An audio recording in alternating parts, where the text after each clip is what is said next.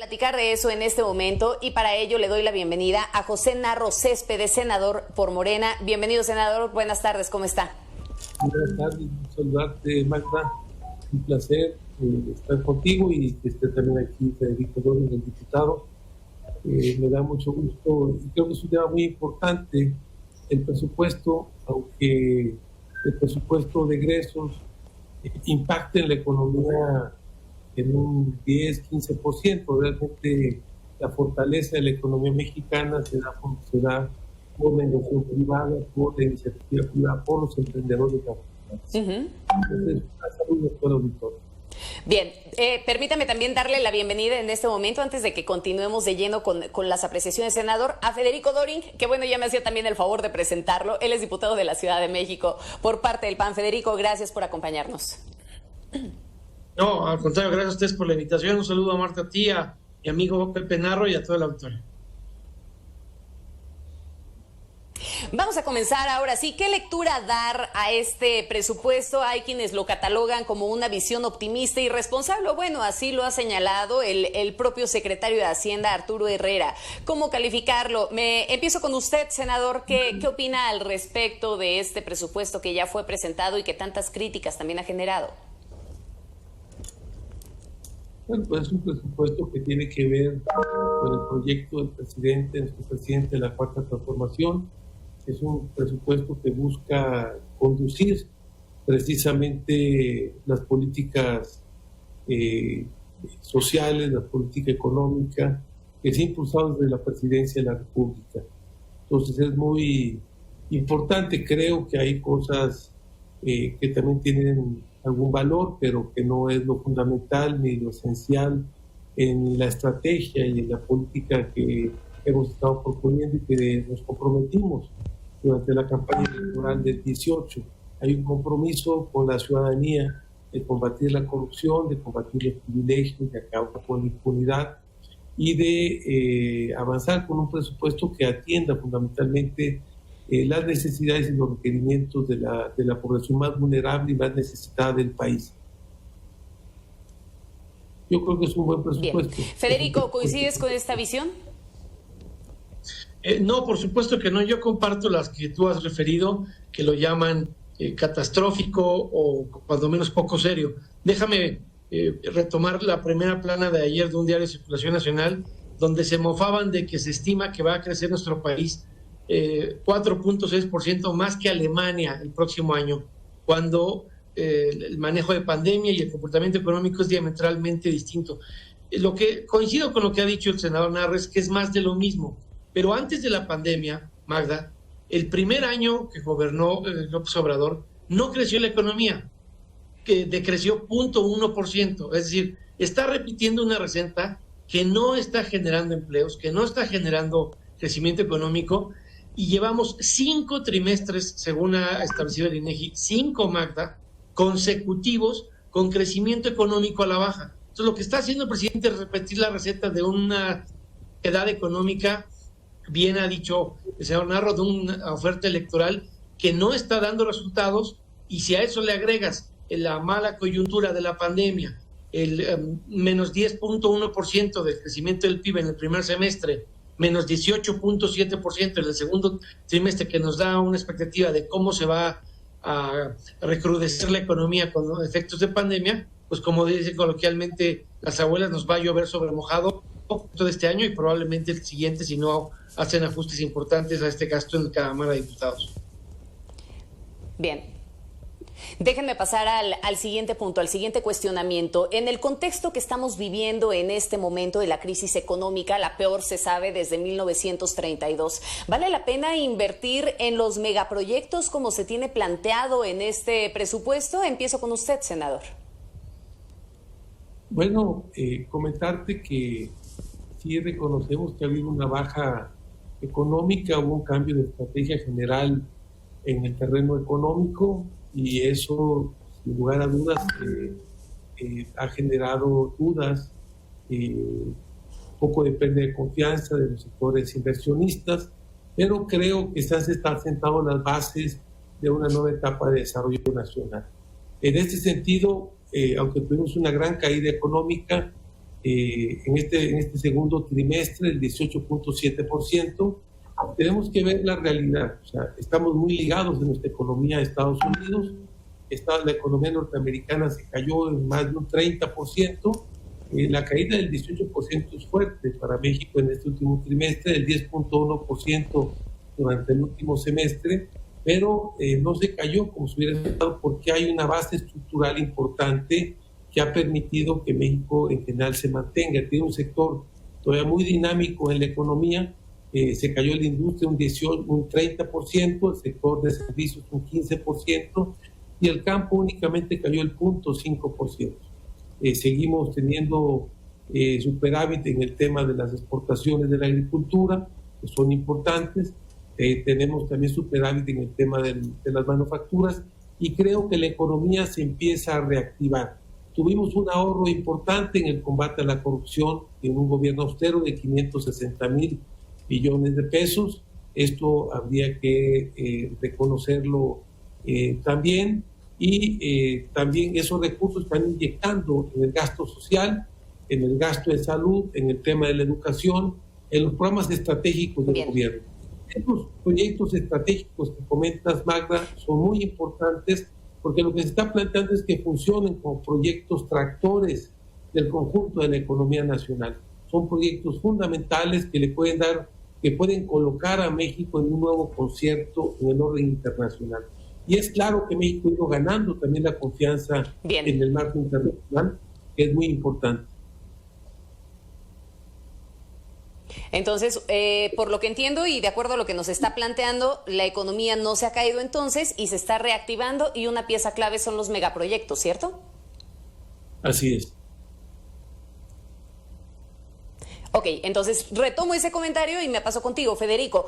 ¿Qué opinas de este argumento que acaba de plantear el senador? Y en el contexto, repito la pregunta inicial, en el contexto actual que estamos viviendo desde esta crisis económica de 1932, la más grave que se tenía en la historia, ¿es válido invertir tanto en los megaproyectos? No en los megaproyectos que tiene el presidente, Magda. Lo que sí requiere el país es que se haga una inversión agresiva en infraestructura que genere empleos directos e indirectos y que promueva la inversión fija bruta y la demanda agregada. Déjame decirte por qué no comparto la visión del senador Narro. Primer argumento. Todos sabemos que la consulta del famoso Tren Maya se hizo en 2019, cuando no existía proyecto ejecutivo. ¿Por qué meterle tanto dinero en 2021 es una mala idea económica? Porque no hay ni siquiera proyecto ejecutivo. Hace no más de un mes, acaba de asignar el gobierno federal a través de Fonatur apenas un contrato para que alguien haga un censo arqueológico. Está apenas el gobierno viendo, para efectos del derecho de vía del tren, por dónde podría pasar y por dónde no, para no pasar por encima de gran parte del capital arqueológico, histórico y patrimonio de la humanidad que tiene nuestro país. Todavía después te falta la manifestación de impacto ambiental, es decir, para llegar a construir algo en materia del Tren Maya, faltan tantas cosas que es una mala idea económica que no va a dar resultados inmediatos como requiere la economía, que ahorita está sangrando y que ahorita le duele. Y es el mismo caso que señalaba el periódico de Circulación Nacional, Reforma, hace unos días, que el proyecto de Santa Lucía no tiene el proyecto terminado para efectos aeroportuarios. Y con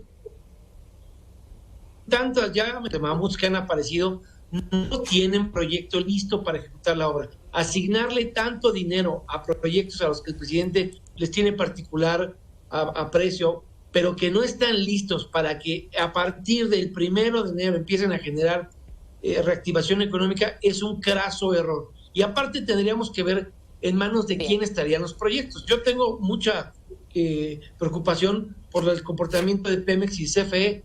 No necesitamos hablar de pandemia, Magda. A ver, ¿cómo se ha manejado Pemex este año? En el primer semestre perdió, voy a decir muy lentamente la cifra, 606,608 millones de pesos. Su plataforma de producción de barriles en julio a niveles de 1979. Entonces tú decías bien, Magda, crisis económica desde 1932 no ha habido una de este tamaño. esta caída del 10.1% del primer semestre Bien. es peor que la del error de diciembre de Cedillo en el 95 o peor que la crisis económica de Calderón en la influenza H1N1. Y encima, los pivotes económicos sin proyectos ejecutivos y con pérdida económica. Bien, Federico, vamos a hacer una pausa con ese comentario y déjame preguntarle al senador si tiene alguna réplica, algo que decir al respecto de esto que está comentando Federico Doring. Maya ya se empezó a hacer, de Quintana Roo a Yucatán no vemos ningún problema porque la vía ya existe, los permisos ya están, no hay ningún problema. Sí hay algunas dificultades en lo que es el segundo tramo que sale precisamente de Yucatán hacia Campeche.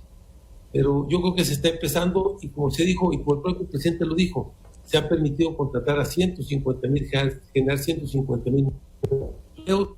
El corredor interoceánico es un proyecto estratégico de muchos años para México. Creo que eso va a dinamizar no nada más el corredor interoceánico, porque se van a hacer los parques reales en esa región.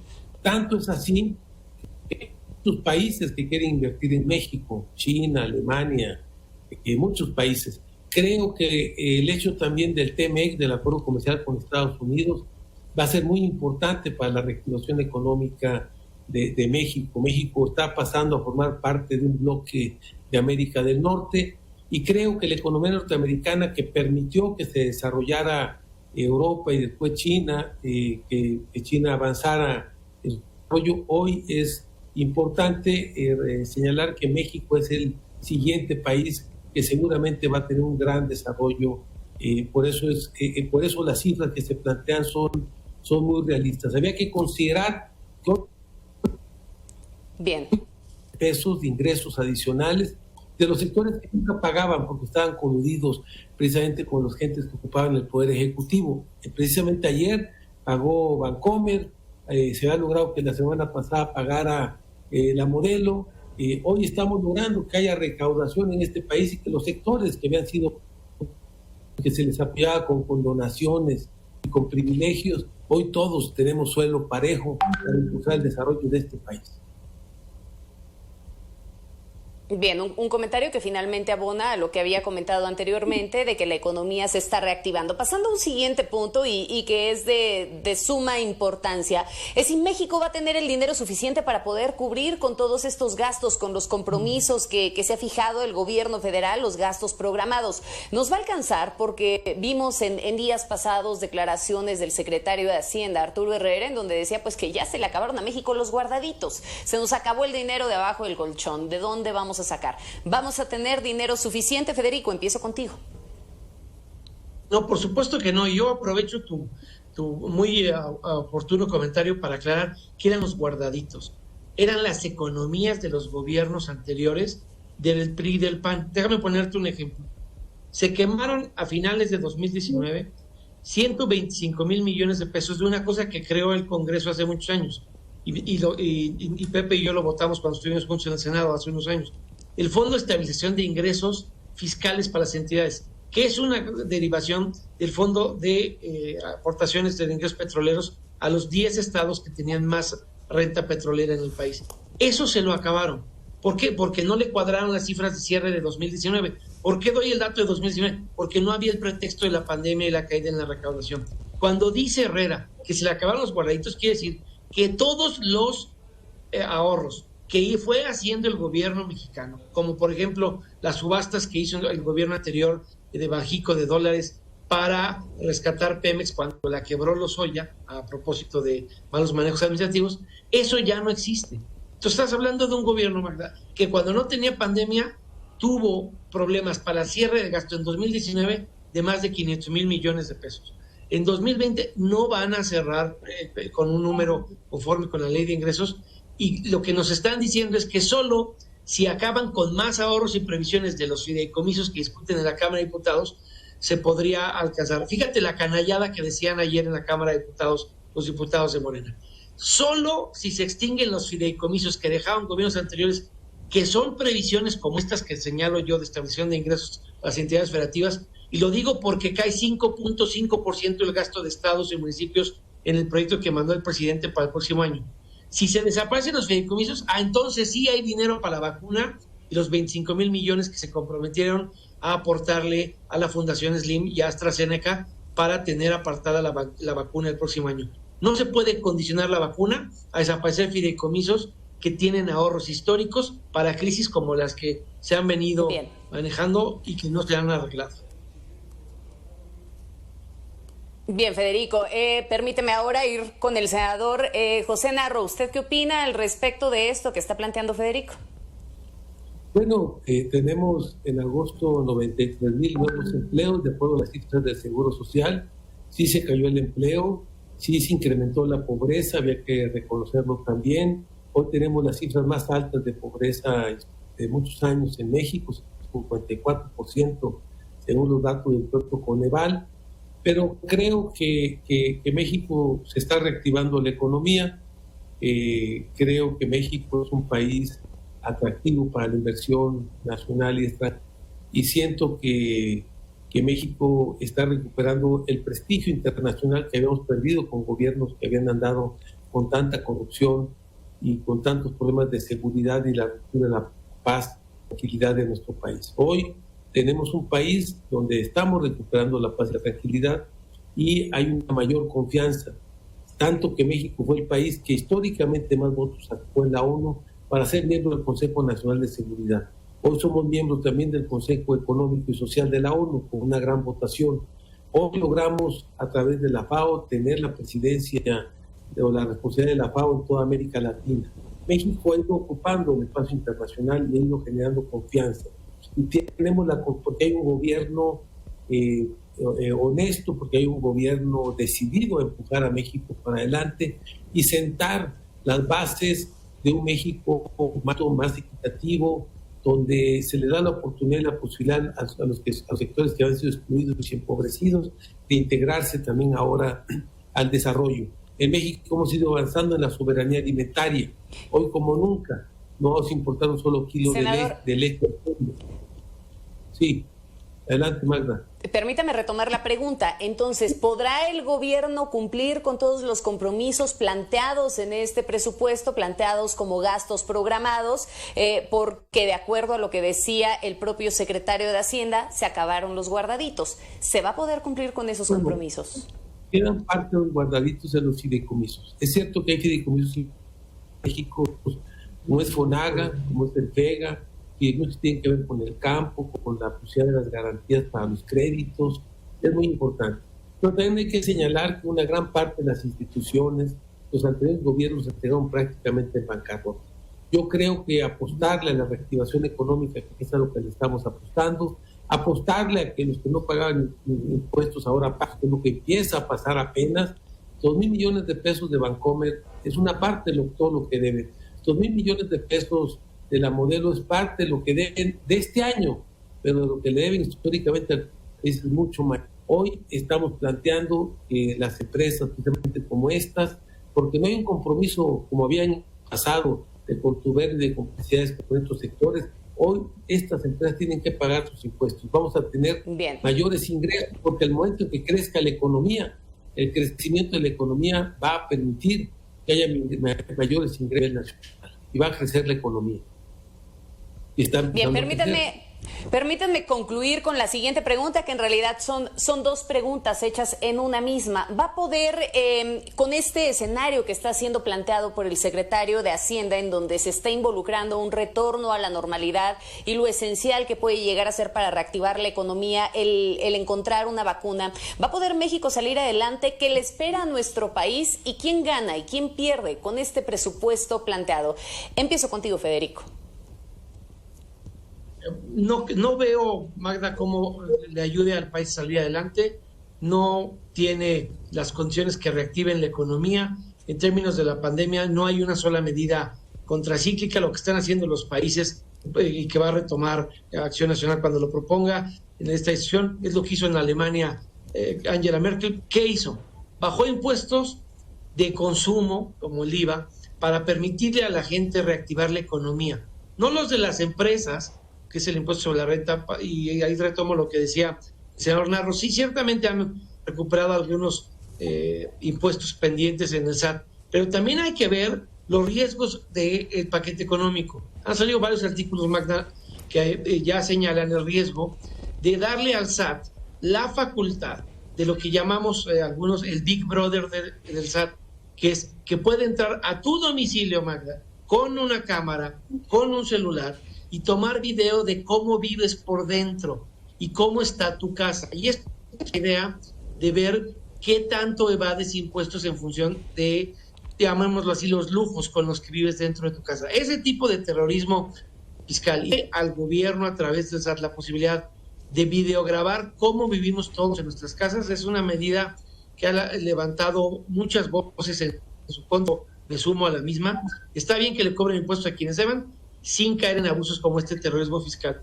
Y el gobierno, ¿cuánto le debe dar a la vacuna? 25 mil millones de dólares. No es mucho dinero si ves el presupuesto, que es de 6 billones 200 mil millones de pesos.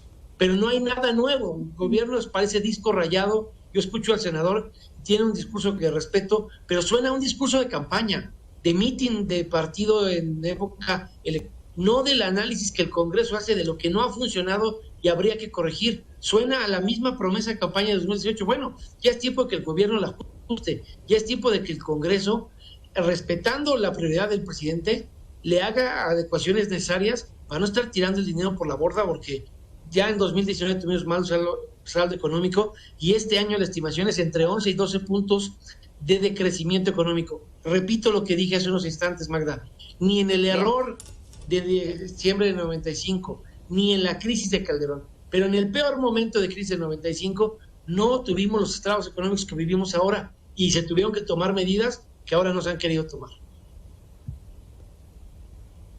Bien, Federico, gracias por esa participación. Senador, ¿qué opina? Y pues ya de manera general para poder concluir, ¿y cómo se proyecta entonces el futuro para nuestro país? ¿Es bueno apostar únicamente a que la pandemia se acabe, a que se encuentre la vacuna? ¿Qué nos espera y quién gana y pierde con este presupuesto?